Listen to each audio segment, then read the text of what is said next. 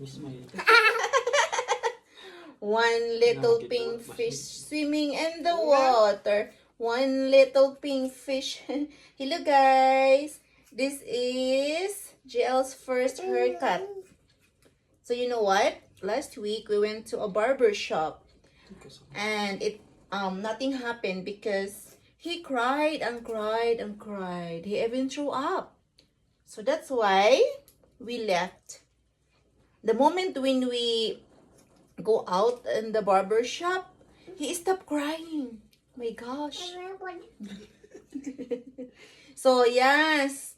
Ginupitan na lang ng papa niya. Gawa ng pawisin siya pag natulog. So, ayan. Bawasan lang. Bawasan lang para hindi masyadong mapawis.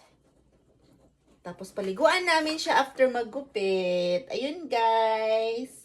So, ito yung first gupit ni GL. First haircut. And I'm going to keep his hair. Bye! Anak, say hi! Hello! Ini video lang pakita. Hello! Video niya pakita. Ikanata.